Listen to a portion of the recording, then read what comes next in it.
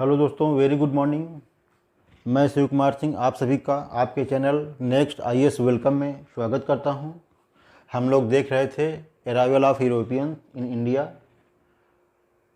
भारत में यूरोपीय कंपनियों का आगमन या यूरोपियनों का आगमन, जिसके अंतर्गत हम लोग पढ़ रहे थे अंग्रेज़ों को, ब्रिटेन को। हम लोग अभी तक ब्रिटेन के व्यापारिक प्रभाव के ब्रिटेन के व्यापार के बढ़ते हुए प्रभाव को इस पिछले वीडियो में देखा कि यहाँ की अंग्रेज़ कंपनी की व्यापारिक कोठियाँ कैसे कैसे कब कब और कहाँ कहाँ स्थापित हुई। इसी के क्रम में हम लोग आगे देखेंगे। In 1651 subedar of Bengal Shah Shuja allowed tax free trade in Bengal region to the English company in exchange of 3000 rupees per annum. 1691 में बंगाल का जो तत्कालीन सूबेदार था या नायब था या नवाब था, उसका नाम था 1651 में क्या नाम था? शाह शुजा। 1651 में जो बंगाल का सूबेदार था उसका नाम शाह शुजा था। उसने 3000 रुपये वार्षिक शुल्क के बदले 3000 रुपये वार्षिक शुल्क के बदले बंगाल में निःशुल्क व्यापार की इजाज़त अंग्रेजी कंपनी को प्रदान कर दी थी। और वह था कौन? Shah Shuja and was the second son of Shahjahan, जो शाहजहां का दूसरा पुत्र था।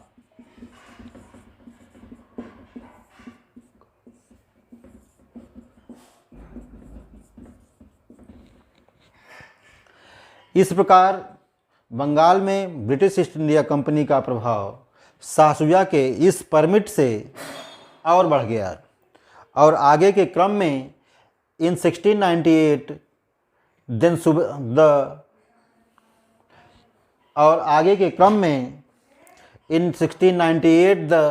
then सूबेदार अजीम उस शान gave 3 villages named Sutanuti, Kolkata and Govindpur to East India Company instead of 1200 rupees annually। जो अगली सुविधा जिस शासक ने आगे चलकर ब्रिटिश ईस्ट इंडिया कंपनी को और सुविधाएं दी, उसका नाम था अजीम उस शान। जो ये कब था? 1698 के दौरान यह बंगाल का नवाब था। यह 1200 रुपये एनुअली, 1200 रुपये वार्षिक के बदले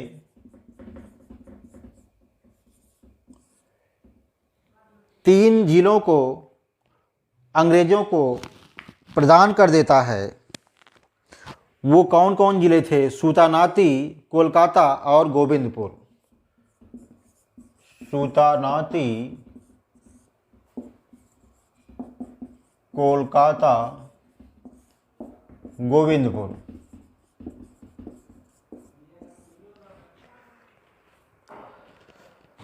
In 1698, the then Subedar Azim Us Khan gave 3 villages named Sultanati, Kolkata, Govindpur to East India Company instead of 1200 rupees annually।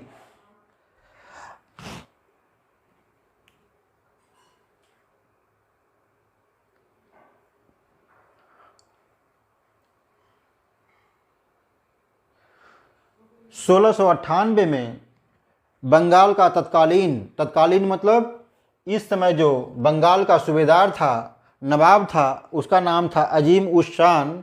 उसने 1200 रुपये वार्षिक के बदले ईस्ट इंडिया कंपनी को 3 गांव को निःशुल्क प्रदान कर दिया, सुल्तानाती, कोलकाता और Govindpur.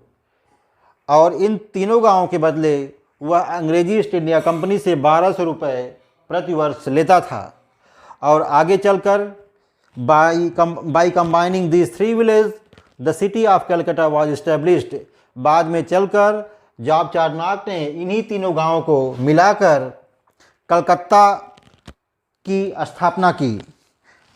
By Job Charnock whose foundation was laid by him in 1690, जो 1690 में चलकर कलकत्ता शहर की जो है नींव डाली। किसके द्वारा? जॉब चारनॉक के द्वारा। इस प्रकार अगर कभी आता है कलकत्ता शहर की स्थापना करने वाले अंग्रेज़ का नाम, जिसने सबसे पहले कलकत्ता शहर की नींव डाली, उसका नाम था जॉब चारनॉक।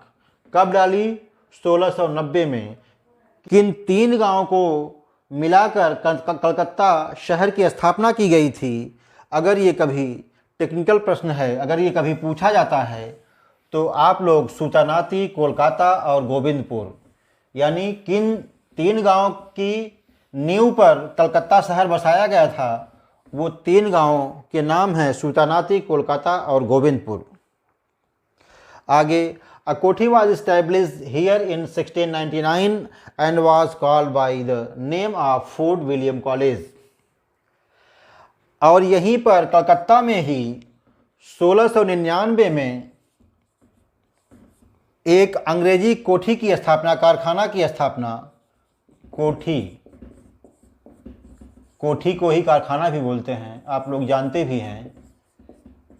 1699 में कलकत्ता में एक अंग्रेजी कोठी की स्थापना की जाती है। ऐसे कई कोठियाँ पहले बनाई जा चुकी थी, उसी क्रम में एक कोठी कलकत्ता में 1699 में बनाई जाती है, जिसका नाम रखा गया fort William college. Fort William college, उसका नाम क्या था? Fort William college. It was made the headquarter of east India company in 1700।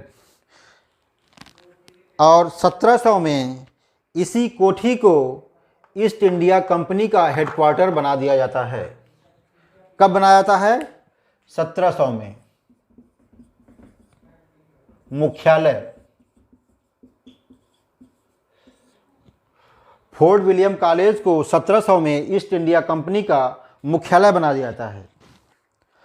Charles Eyre was the first president. और चार्ल्स आयर को, जो Charles Eyre Fort William College के प्रथम अध्यक्ष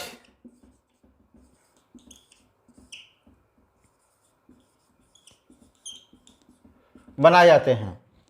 इस प्रकार फोर्ट विलियम कॉलेज कहाँ पे स्थित है? कलकत्ता में स्थित है। कब इसको ईस्ट इंडिया कंपनी का मुख्यालय बनाया गया? 1700 में बनाया गया। इसके पहले अध्यक्ष कौन थे? चार्ल्स आयर थे इसके पहले अध्यक्ष। आगे, it served as the capital of British India from 1774 to 1911। और जो आगे चलकर भारत के राजधानी के रूप में, इंडिया की राजधानी के रूप में 1774 से लेकर राजधानी कब से कब तक? 1774 से 1911 तक। अगर ये पूछा जाए फोर्ट विलियम कॉलेज किस दौर में या किस दौरान भारत की राजधानी के रूप में कार्य किया, तो वह कार्यकाल था 1774 पे से लेकर 1911 तक फोर्ट विलियम कॉलेज भारत की राजधानी के रूप में कार्य किया था। यानी 1774 से 1911 तक भारत की राजधानी फोर्ट विलियम कॉलेज थी। इसी दौरान दोस्तों, जब कंपनी को छोटी छोटी सफलताएं मिल रही थी, एक घटना और घटती है। जॉन सुरमन की फर्रुखिया के दरबार में एक शिष्टमंडल के साथ, एक टीम के साथ आगमन होता है। इस शिष्टमंडल के आगमन के संबंध में हम लोग थोड़ा देख लेते हैं। In 1717 a trade representative under the leadership of John Surman visited the court of Farrukhsiyar. John Surman के नेतृत्व में एक टीम आती है फर्रुखसियर के कोर्ट में, फर्रुखसियर के दरबार में। उस टीम में कौन कौन होता है? स्टीफेंसन, ख्वाजा सेहुर्द। ख्वाजा सेहुर्द क्या थे? आर्मेनियन इंटरप्रेटर थे। वह एक आर्मेनिया के द्विभाषी थे। और तीसरा व्यक्ति रहता है उस टीम में जॉर्ज हैमिल्टन। जॉर्ज हैमिल्टन एक डॉक्टर थे, सर्जन थे। At that time, the Emperor Farrukhsiyar was suffering from a serious abscess which was successfully treated by the surgeon Hamilton. इत्तेफाक से जिस समय ये टीम आई थी उस समय फरुखसियर एक गंभीर फोड़े से बहुत परेशान था, लेकिन जो उस टीम में हैमिल्टन था, जो सर्जन था, डॉक्टर था, उसने फरुखसियर के फोड़े का सफलतापूर्वक इलाज कर देता है। The emperor was pleased and issued A royal decree. बादशाह फरुखसियर बहुत खुश होता है उसके इस सफलतापूर्वक इलाज से और एक रॉयल डिक्री जो है जारी करता है, शाही फरमान जारी करता है, जो एक प्रकार से क्या था, चार्टर ऑफ राइट्स, एक तरह से अधिकार पत्र था। किसके लिए? कंपनी के लिए। कंपनी को कुछ अधिकार देता है। Issued A royal decree of trading right for company इन 1717। इस रॉयल डिक्री से कंपनी को कुछ अधिकार प्राप्त हो जाते हैं व्यापार के संबंध में। This was called the Magna carta of companies history. इसको कंपनी के इतिहास में मैग्ना कार्टा की संज्ञा दी गई है। किसको? रॉयल डिक्री को, जो बादशाह फरुखसियर के द्वारा कंपनी को दिया जाता है। By the famous English historian arms. इस अधिकार पत्र को कंपनी के इतिहास का मैग्ना कार्टा किसने कहा है? अंग्रेज इतिहासकार आर्म्स। किसने कहा है मैग्ना कार्टा? अंग्रेज इतिहासकार आर्म्स। अंग्रेज इतिहासकार आर्म्स के द्वारा इसको कंपनी के इतिहास का मैग्ना कार्टा कहा गया है, जो अधिकार पत्र फरुखसियर के द्वारा कंपनी को दिया जाता है। इस प्रकार से दोस्तों एक प्रश्न तो ये आ सकता है, एक प्रश्न यहाँ पे ये निकल के आ रहा है कि फरुखसियर के द्वारा जो अधिकार पत्र दिया गया था वो कब दिया गया था? 1717 में। जो शिष्टमंडल आया था वह शिष्टमंडल का नेतृत्व कौन कर रहा था? जॉन सोरमन कर रहा था। कभी कभी बहुत डीप में जाता है तो ये भी पूछ देता है कि जो उस टीम में डॉक्टर था, उस डॉक्टर का नाम, उस सर्जन का नाम क्या था? जॉर्ज हैमिल्टन था। कंपनी के इतिहास का मैग्ना कार्टा किसको कहा जाता है? कंपनी के इतिहास का मैग्ना कार्टा फरुखसियर के द्वारा दिए गए फरमान को कंपनी के इतिहास का मैग्ना कार्टा कहा जाता है।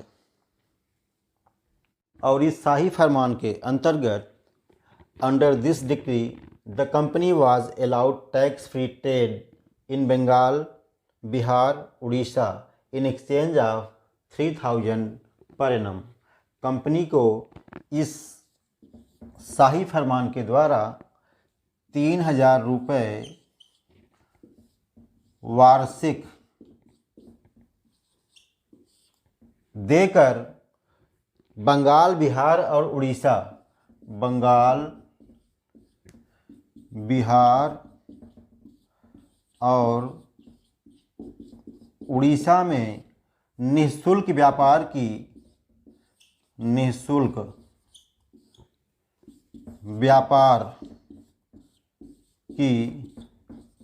अनुमति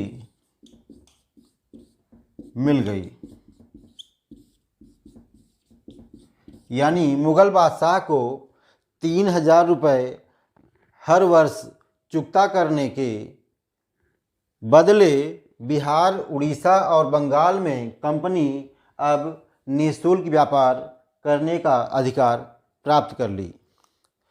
और इस निःशुल्क व्यापार के सुविधा को this tax free trade obtained by decree was called the Dastak. और इस सुविधा को जो 3000 रुपये देकर पूरे तीनों स्टेटों में फ्री व्यापार की सुविधा मिली, इस सुविधा को दस्तक कहा गया।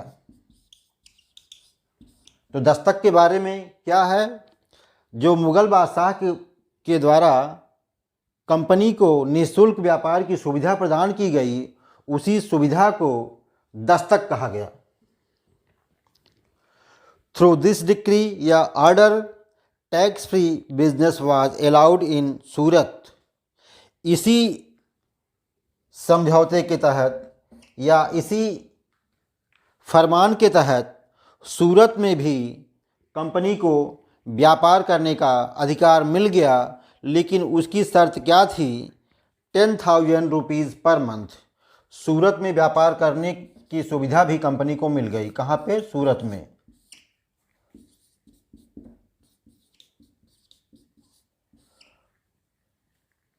इसको पाने के लिए कंपनी को 10,000 रुपये वार्षिक चुकाना पड़ता था। बंगाल, बिहार, उड़ीसा में 3,000 रुपये वार्षिक देकर पूरे व्यापार की सुविधा मिल गई, जिसको दस्तक कहा गया, तथा इसी आदेश के द्वारा सूरत में भी निःशुल्क व्यापार की सुविधा कंपनी को मिल गई। मुग़ल बादशाह के द्वारा दिया गया ये। और उसमें क्या करना पड़ता था कंपनी को? 10,000 रुपये हर वर्ष कंपनी को मुग़ल दरबार में देना पड़ता था। और इसी डिक्री के तहत the English coin issued from Bombay mint, Bombay टकसाल के द्वारा निर्गत जितने सिक्के थे वह मुग़ल साम्राज्य में वैध या लीगल मान लिए गए और पूरे मुग़ल साम्राज्य में उसको लागू कर दिया गया, चालू कर दिया गया। इस प्रकार दोस्तों, अगर पूरे प्रकरण का जॉन सूरमन के नेतृत्व में जो प्रतिनिधिमंडल आया था उसकी समीक्षा किया जाए, एनालिसिस किया जाए, तो मुग़ल बादशाह फर्रुखसियर का फोड़ा भारत के लिए नासूर साबित हुआ। वो कैसे हुआ? फर्रुखसियर के दरबार में जॉन सूरमन के नेतृत्व में जो प्रतिनिधिमंडल आया था, जब वो दरबार में गया तो उस समय फर्रुखसियर एक फोड़े से पीड़ित था। प्रतिनिधिमंडल में एक डॉक्टर था, सर्जन था, जिसका नाम हैमिल्टन था। हैमिल्टन ने फर्रुखसियर के फोड़े को ठीक कर दिया और जिससे फर्रुखसियर ठीक होकर इतना प्रसन्न हो गया कि अंग्रेज़ों को मामूली शुल्क पे पूरा व्यापार करने की छूट दे दी। और इस व्यापार के माध्यम से अंग्रेज़ बंगाल में अपनी स्थिति को मजबूत करने में सफल रहे, और जिसका परिणाम हुआ कि बंगाल में उनका घुसपैठ काफ़ी बढ़ गया। काफ़ी अपनी स्थिति को कंपनी ने मजबूत कर लिया। किसका फ़ायदा उठा करके? फरमान के द्वारा जो उसको सुविधाएं दी गई कंपनी को फर्रुखसियर के द्वारा, उसका फ़ायदा उठाकर कंपनी ने बंगाल में अपनी स्थिति को काफ़ी मजबूत कर लिया, जिसका रिजल्ट ये हुआ 1757 और 1764। 1757 प्लासी का युद्ध, 1764 बक्सर का युद्ध। इन दोनों युद्ध के द्वारा अंग्रेज़ भारतीय शासकों को पराजित करके अपने नींव की पहली ईंट रख दी।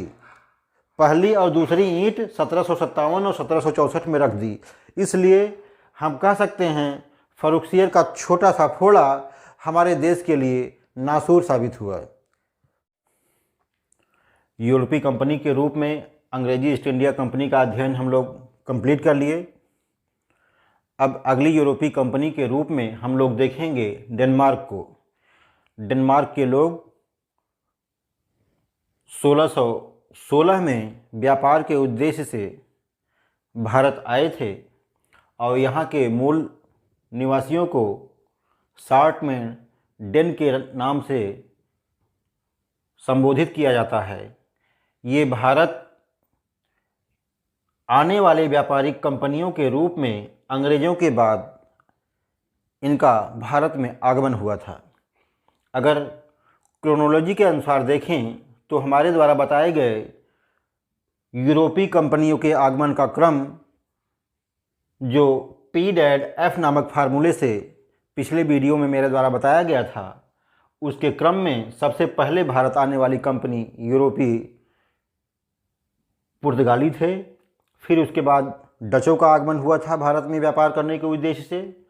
फिर तीसरी कंपनी के रूप में अंग्रेज आए थे, जिसका अध्ययन हम लोग आज कंप्लीट कर लिए। चौथी कंपनी आज हम लोग डेनमार्क को पढ़ेंगे, जिसको हम लोग शॉर्ट में डेन बोलते हैं।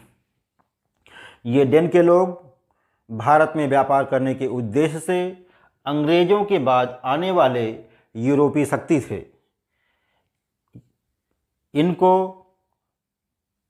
शार्ट में डेन के नाम से संबोधित किया जाता है। ये डेनमार्क के मूल निवासी थे। इनके द्वारा व्यापार के उद्देश्य से पहली व्यापारिक कंपनी की स्थापना 1616 में की गई थी। प्रारंभिक उद्देश्य, इनके आने का जो मुख्य उद्देश्य था, जो टारगेट था, जो इनका गोल था, वह भारत के साथ व्यापार करना था। किंतु अपने इस मूल उद्देश्य में प्रारंभिक चरण में इनको सफलता नहीं मिलती है, जिसके कारण आगे चलकर असफल होने के बाद ये अपने मोटो को, अपने उद्देश्य को चेंज करके भारत में ईसाई धर्म का प्रचार प्रसार करना शुरू कर देते हैं और ईसाई मिशनरियों को प्रमोट करने का कार्य शुरू कर देते हैं। 1620 यानी कंपनी की स्थापना के 4 साल बाद इनकी पहली व्यापारिक कोठी की स्थापना त्रावणकोर में किया जाता है। कहाँ? त्रावणकोर में। त्रावणकोर तमिलनाडु का पूर्वी जिला तंजौर में स्थित है। यहीं पर 1620 में डेनमार्क के द्वारा पहली व्यापारिक कोठी की स्थापना की जाती है। They were come after English east India company. ये अंग्रेजी ईस्ट इंडिया कंपनी के बाद भारत आने वाले यूरोपीय थे। They were a resident of Denmark. ये डेनमार्क नामक देश के मूल निवासी थे। The Dane company was establish in 1616। और डेन कंपनी की स्थापना व्यापार करने के उद्देश्य से 1616 में स्थापित की गई थी। Dane were come to do business. ये भारत में व्यापार करने के उद्देश्य से आए थे, but on getting failure they start promoting Christianity. किंतु प्रारंभ में इनको अपने मूल उद्देश्य में सफलता नहीं मिलती है। उसके बाद अपने उद्देश्य को चेंज कर ये भारत में ईसाई धर्म का प्रचार प्रसार करना शुरू कर देते हैं। First factory of Danish east India company is establish in 1620 इन त्रावणकोर, तंजौर, तमिलनाडु। पहले व्यापारिक कोठी की स्थापना डेनमार्क लोगों ने 1620 में त्रावणकोर नामक स्थान पे किया था, जो तमिलनाडु का पूर्वी जिला तंजौर में पड़ता है। In 1745, the Den Company sold all its factories to the British East India Company and left India. 1745 में डेनमार्क के लोग अपने समस्त व्यापारिक कोठियों को अंग्रेजों को बेच देते हैं और फाइनली 1745 में वे इंडिया से चले जाते हैं, भारत से चले जाते हैं। इस प्रकार दोस्तों, डेनमार्क के लोग भारत में व्यापार के उद्देश्य से आए थे 1616 में और 1745 में वे यहाँ से फाइनली चले गए थे।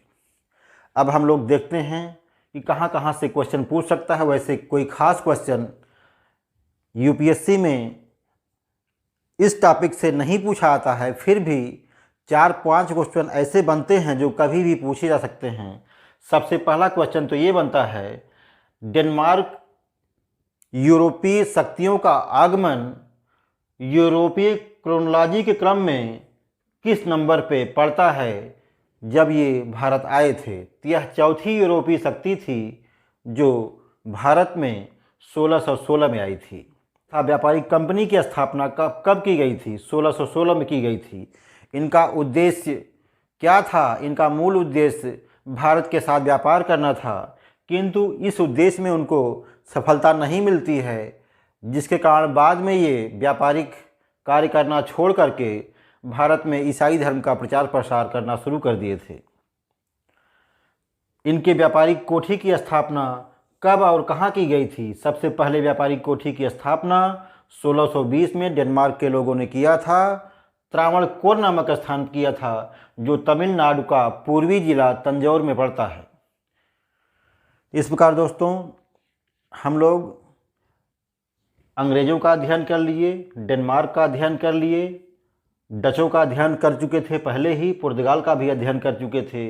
अब अगले वीडियो में हम लोग जो यूरोपीय शक्ति के रूप में देखेंगे, उस शक्ति का नाम है फ्रांसीसी।